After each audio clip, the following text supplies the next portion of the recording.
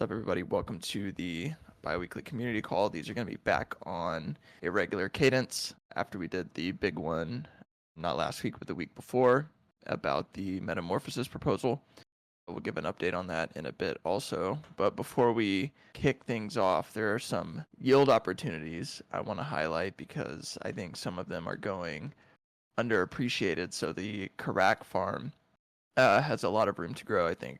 I don't know if the numbers have changed since the last time we published them, but the Crack Farm basically has butterfly rewards yielding around 20%. You get your APX ETH yield at about 10%, and then you get Karak XP, which is one of the more active points programs, so it's pretty good. I recommend if you're just sitting on APX ETH and you're willing to take on a little bit of additional smart contract risk, then check it out. It's always good to farm the airdrops when you can. I also think it's like a good show of force a bit, like for use cases like Karak and like Eigenlayer, etc. Whenever we have those type of integrations to get the TVL up, so I would recommend that one. The other one that's still yielding pretty high, which I was surprised by, is the Pancake Swap pool. The PX ETH pool on Pancake Swap is at about like 40% cake APR, which is pretty insane. And I think there's a few $1 million in there, if I'm not mistaken. So the yield is scaling on Pancake Swap, to say the least. So I recommend checking that one out. Yeah, Figgy is on top of the sharing the tweets in the Down All Tech chat. But as always, just make sure, like, if you're somebody interested in farming the different yield opportunities, to keep an eye on the markets page on dinerosmoney.com. We try to keep it as up to date as possible. Wheels has been grinding to make sure that page is as good as it can be. So make sure you're not missing out and leaving even more yield on the table if that's something that interests you. We also had a question, I think it was from Sean actually earlier in the week, about the Morpho incentives. So if you're unfamiliar, Morpho allows you to like lend and borrow, and a lot of people have been using it to get like a 60% APR by just looping their APX ETH. So it's been a really good place to get leverage, and we're providing butterfly incentives for that market. I believe they're ending soon, but we're planning on extending them, if I'm not mistaken.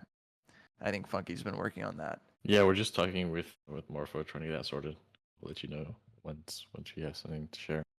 Dope. So if you're a Morpho user, butterfly rewards aren't going away, and we're just figuring out the details with them. And again, if you're somebody who's like looking to take on a little bit of additional risk to earn some crazy yield, if you go to Contango, which is like a UI built on top of Morpho, you can get one-click leverage on your APX ETH and earn somewhere between like 40-60% APR, which is insane. Again, not risk-free, but you know, we like risk around here, so it should be fun. Never, are you back? I think I just heard you make a noise. Let's go. Let's go. Also, Sean has a question about Morpho. So is there a doc on how to deposit APX ETH into Morpho to get those incentives rather than risking up with leverage? Did we put out a tutorial on that, Figgy, yet? Or should we? So there is a tutorial. Cool. If you don't mind sharing that with Sean. And Sean, if that tutorial doesn't answer your question, we can make edits to it so it is more clear in case, you know, whatever, something's confusing, just let us know. Cool. Okay, I guess now that we have Never back, we can give a little bit of a mode update also, because we've been getting a ton of questions. People have been seeing big deposits. They keep asking where the mode deposit is, etc.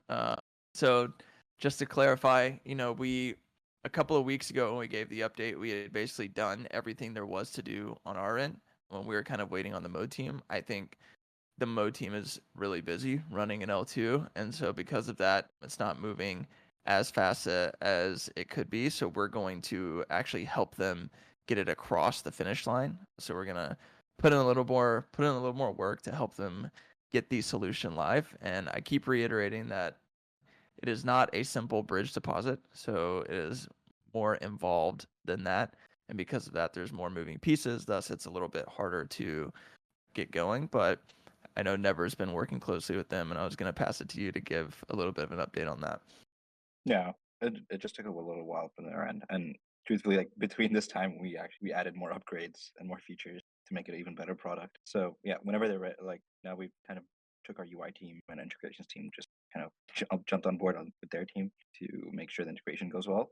We want them to host everything on their end because that's like the only product scale. So yeah, we know the system better than them, so it just made sense for us to go help them. And then with this learnings, we're making it so for our next integration, we can just ship that out to the teams instead of them having like their own stuff. We will give them like a white label UI plus the interaction with smart contracts with layer 0, everything. But yeah, it was good learning with them.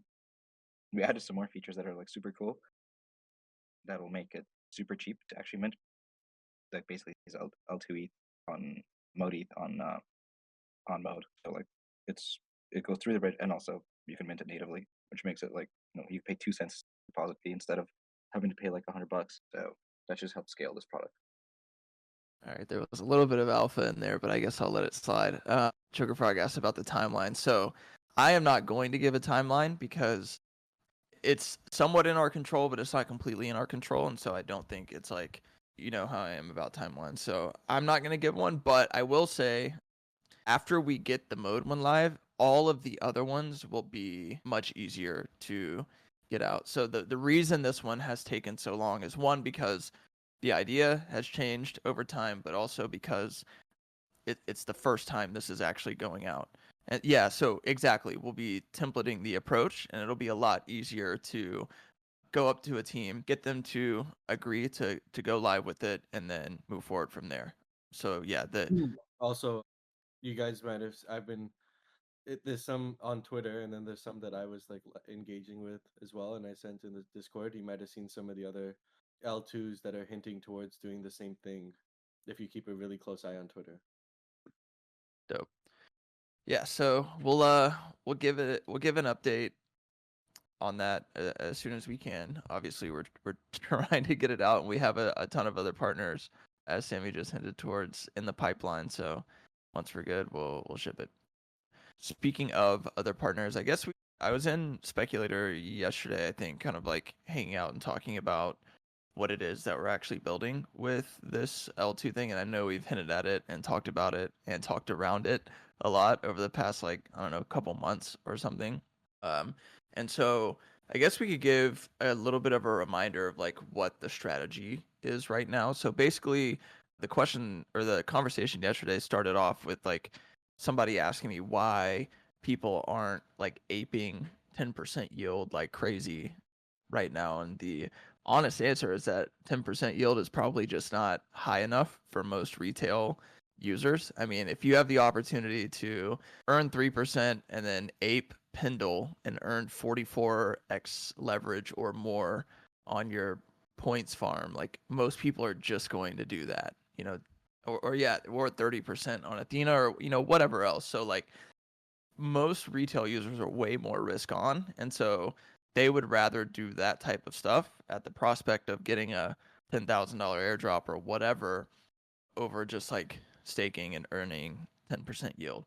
And so to kind of like fix the demand side a little bit, we've been working on this L2 solution that we're building with Mode and a couple other partners that is going to kind of like solve the demand issue by going more B2B, because from a B2B perspective, 10% yield is, more than enough. Actually, it's like way higher than most of these L2s and stuff would be able to get natively. And so us being able to build a solution that can offer that to them is a big win. And so in the meantime, while retail is going crazy on Pendle and point farms, we can kind of go after the L2s, make Dinero the sort of yield base plate of all of these different L2s on Ethereum, and hopefully, find a way to win that way. And yeah, Terrence kind of gave a little bit of leak there, like suits love 10% yield also, because they can't ape Pendle the same way. Sammy, I don't know if I missed anything there that you wanted to kind of like throw on top of it. Maybe like how well BD's been killing it and stuff like that, maybe, and the type of interest we've had in the solution we built for Mode. Yeah, I think it's also not only about yield, but also about like availability, right? And what I mean by that is we look at Mantle's math a lot as like a good comp, right? People trust the Mantle slash BitDAO slash Bybit team, right? And Mantle's math was like offering less yield than us, but like managed to attract like a ton of deposits. And we think the reason for that was because of their sort of like brand awareness, right? Compared to ours, which is like we're like an application, they're like an infrastructure play, right? And now with the pivot to Dinero, well, the rebrand to Dinero, we're also going down more of that infrastructure route compared to the application route. And the way to get this directly in the hands of the users has become a lot more clear to us as we've been like testing in production, essentially, right? And that's to go directly to the L2s and give them the solution and let them do whatever it is they want with it while all the TVL sits with us underneath, right? It's a lot easier for us to like go to Mode and some of the other chains you guys might have seen and some of the ones we're about to announce and say like go deposit your ETH with Mode, right? Compared then go deposit your ETH with Redacted and then bridge it to Mode and then farm our token and then integrate it into this app and all these things. Whereas like the ecosystem on Mode is much more likely to integrate a native solution on Mode for Ethereum yield. So that's like an observation that we've had, and that's like one thing we're doing to like directly address like the L2 scaling sort of focus that we have for like this retail product. And then at the same time, like on the same vein of like availability, we're always looking and like exploring like new opportunities to like create that Ethereum yield opportunity for people that are just like sidelined right now, like institutions and others. So Cool. And yeah, and in terms of like interest for the thing we've been working on, I mean, I think the pipeline, like I mentioned earlier, the pipeline has been super full. Like BD has been killing it on that front. I think there's a ton of interest. So if we can do a good job of like getting everything across the finish line, it'll be a really big win for us. Let me make sure I didn't miss any questions here. BlackRock, yeah. Yeah, somebody call Fink and get him in here. Larry Fink is going to be on the next community call, I heard. For the suits, 10% sounds suspiciously high. I don't know, man. They like 10%. See, did I miss anything else? No. Okay, cool. So yeah, that's the mode update. Hopefully there was enough alpha in there to help everybody kind of understand where we're at. Terrence, I know you came on stage and had something you wanted to share. I would say share it, but be very careful. Whatever it is you want to leak up here. Can't hear your mic if you're talking, by the way. I had push to talk on this little curse. There we go. Yeah, you're gonna figure the push to talk out thing one day. I think Sammy said it pretty well, right? And you did too, that maybe 10% isn't like super attractive for on-chain money, but 10 or even half that, 5 is super attractive for off-chain money. So there's things we're doing that are built to cater to those needs of these off-chain guys that, yeah, are very happy wearing their suits and earning 5%. Yeah, that's all I'll say. Yeah, I mean the easiest way to like think about this is if we cannot compete with people doing hyper leverage point farms, then we need to compete somewhere else. And I think we've found a few angles to do that with people who are more than happy to earn 10%. Cool. I guess we could keep this shorter by kind of like, I don't know, maybe we could cut it off at the half hour or something. But I also wanted to like answer a few of the questions about the migration, the token migration that we've gotten over the past like week or two since the last call. I know we also answered a bunch of these on the last call, but I think it's good to go over them. That way, all of you guys who come here for every community call can kind of help answer any questions you see in the Discord. So a couple of the questions we have gotten, actually, that I think literally the number one question we get about this whole migration situation is whether or not people should be relocking their butterfly as it's unlocking or as they're getting new butterfly or whatever. The answer to that is pretty much yes. Like if you're somebody who was already locking, it kind of makes sense to keep doing that because whenever the migration actually happens, we'll be able to unlock all of the RO butterfly positions so that people can go forward with the migration. Another question we've gotten quite a bit is kind of like what happens with PX and APX butterfly? Will we waive the PX APX butterfly fees? So with PX APX butterfly, you'll be able to migrate directly out of those. I believe that's part of the solution we're working on. As for the fees, I mean, I'm pretty sure we can waive them right never. That's like built into the contracts or Funky, whoever knows. Yeah, we just turn them off. Yeah, so you won't get smoked on fees by migrating out of PX or APX Butterfly. Well, obviously that would not be ideal. So we're like anything with the whole migration process, we're trying to make as easy as possible. You'll be able to do most, if not all of the steps within the Dinero UI itself. Molecule's been grinding on the design side. Wheels has been grinding on the UI code side to make sure all of that is easy as possible. So don't stress about like any of the typical ways that you engage with Butterfly. Like you'll be able to migrate and it'll be a non-issue. Was there something else you wanted to add, Monkey? Yeah.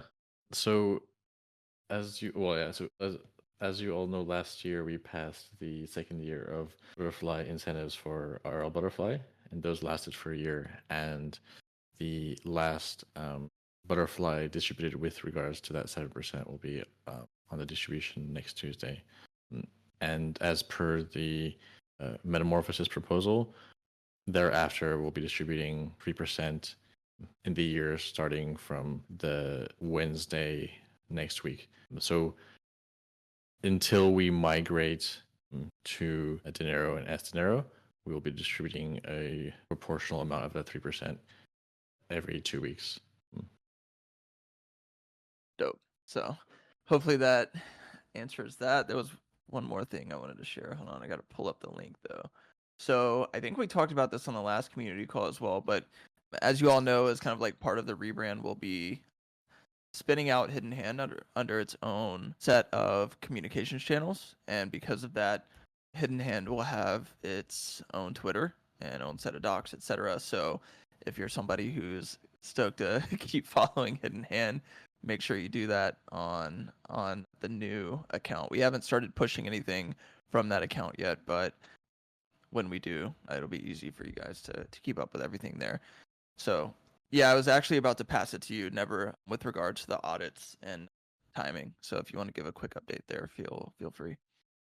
Yeah, we've created like we've built it all out and created like very simple ways for users to migrate from any of their tokens, be it like PX Butterfly, the UPX Butterfly. Like we have had a ton of derivatives, especially from the Pyrex system, because like the unlocking, the rewards version, futures, all that stuff. But we've handled it. So went to audits this week. So over the coming week, it should be done. And then at that point, it's just timing, making sure the integrations are ready, liquidity is ready. Yeah, making sure that we don't have like, migration pains. So far, we were experienced at this, so it shouldn't be bad. We know what we're doing. Sweet. Cool. So we'll keep you guys updated there. We're trying to move as fast as we can on it while also, staying responsible. Cosmicos says, I think Hidden Hand and Marionette and the other products should still be on the Dinero landing page. No. So that's basically not going to work like that. So the way I would think about it is that like these things can all have their own landing pages and still be a part of the BD effort behind the scenes. Like Hidden Hand's success, at least the vast majority of it, comes from biz dev and partnerships and not necessarily marketing, since it's pretty much a pure B2B product for the most part. And it has these like basically a lot of the responsibility for marketing falls on the ecosystem partners that use it, because they're the ones telling their community to go delegate the tokens that they hold in order to earn the bribes, if that makes sense. So like if the idea is to simplify the narrative around Dinero, then trying to explain all of the stuff we're doing with Dinero while also trying to explain Hidden Hand, Marionette, etc., is just not really going to work. I mean, I think for Pirex, we are also like, this isn't going to be something we promote anymore. So like Pirex GMX is like a relatively small product. Pirex Convex can be mostly run by the Llama Union, the Air Force guys. And then Pirex Butterfly will be deprecated. And like the rest of it, there is no rest of it. So like, yeah, being able to split all of these things out makes it easier to communicate, and where we need to, we always will continue to throw in Hidden Hand behind the scenes, or like Marionette if there are people who really want it, etc. So yeah, we solve any of those issues with like a BD effort rather than trying to force it into the Dinero narrative again. I think we're like, the whole point behind this rebrand is to prevent confusion for the next, I don't know, whatever, 10,000, 100,000 users, right? So like, I know that you guys get it, or we all know that you guys get it, but you know, you guys are in the weeds. You're in the Discord a lot. You follow on Twitter. You talk to us a lot. You're on these community calls every other week. So like, you guys have intimate knowledge that the average person doesn't have, and it's hard for those types of people to keep up. And that's why Lido is so big. Like, it's very simple what Lido does, for example, whereas it's not so simple what we do.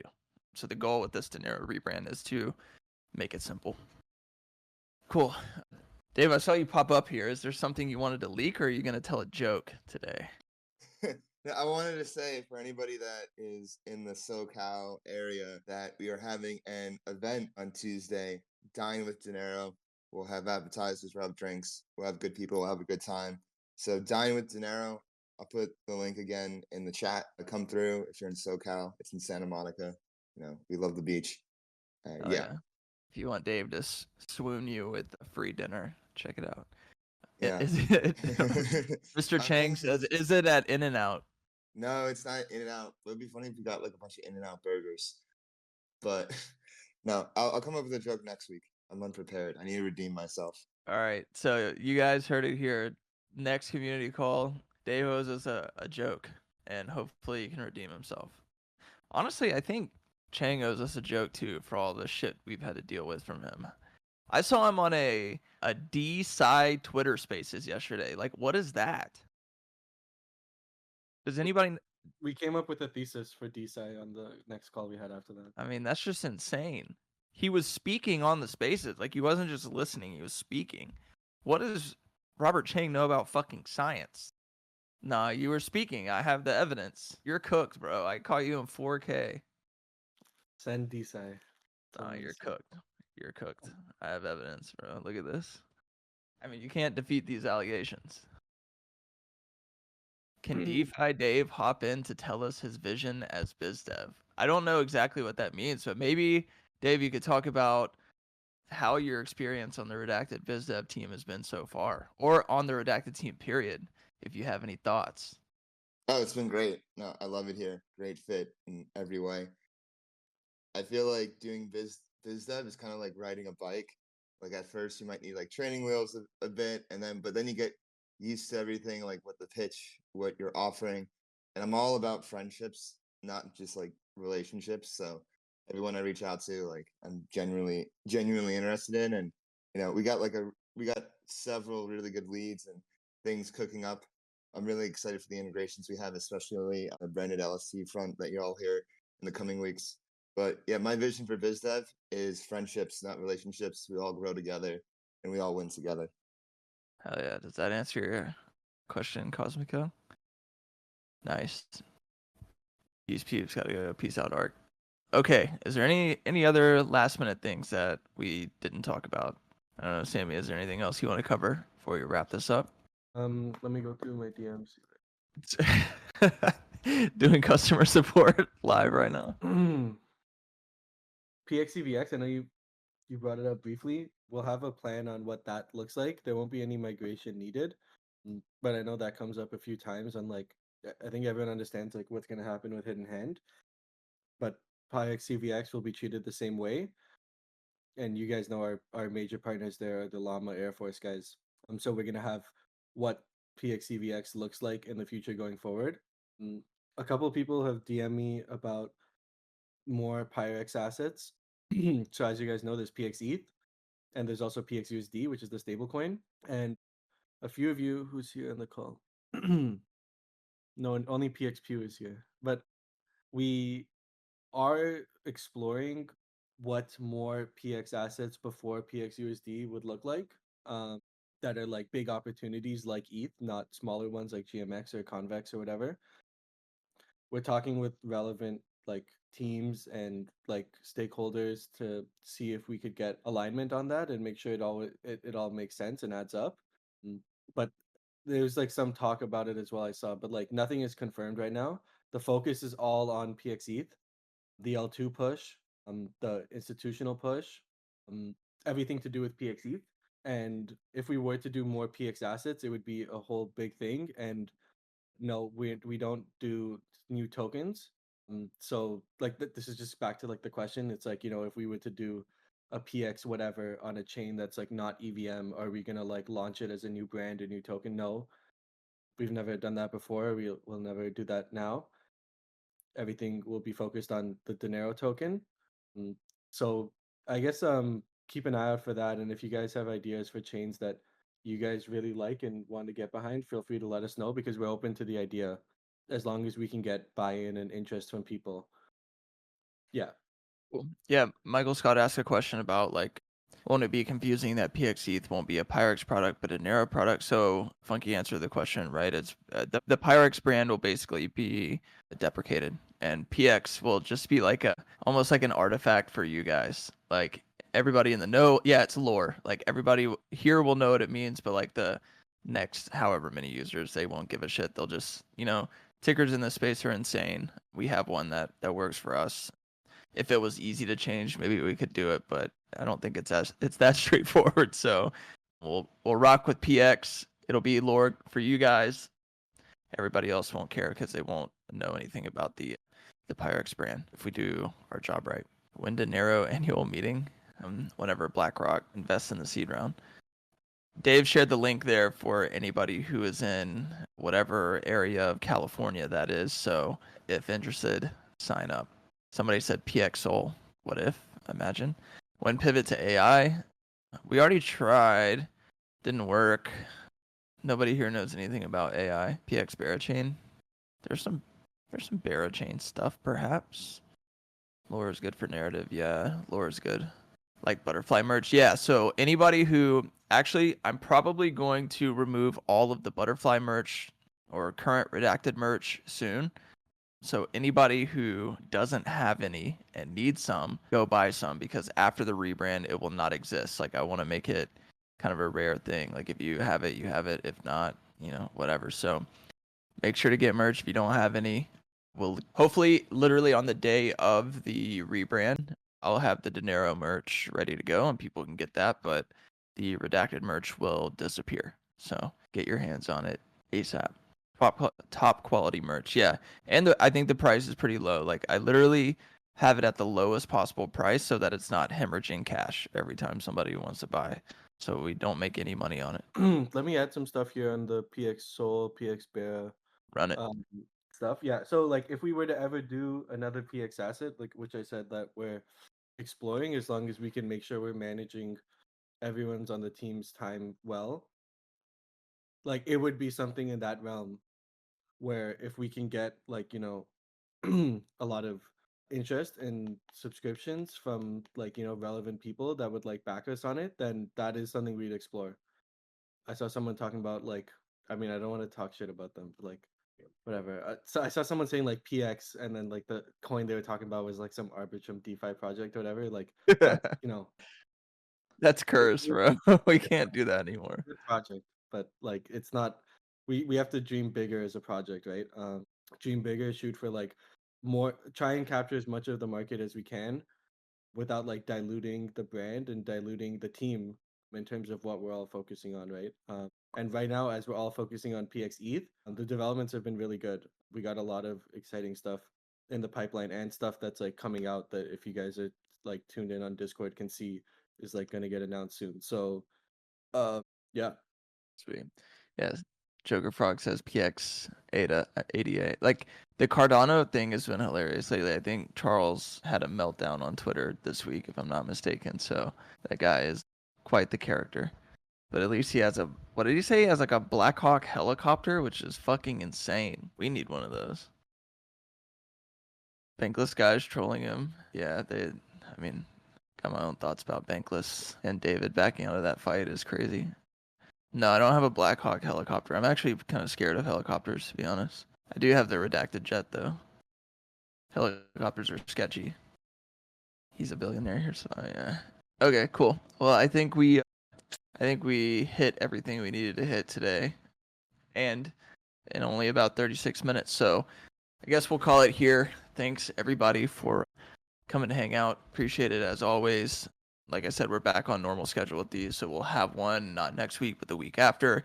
The recording will be up on Monday, and I don't know if VicePax is in the audience, but if he is, I'm sure there'll be a written transcript at some point. If you guys haven't noticed, whenever we delay the community call, it's because we always have something exciting to talk about on the next one. So. Yeah, there's only been like 3 times, maybe ever, that we've delayed it. It was always because we had good news. So maybe it's a good omen if you ever see us delay a call. Cool. Sweet. That goes. All right. Peace out, Peace. everybody.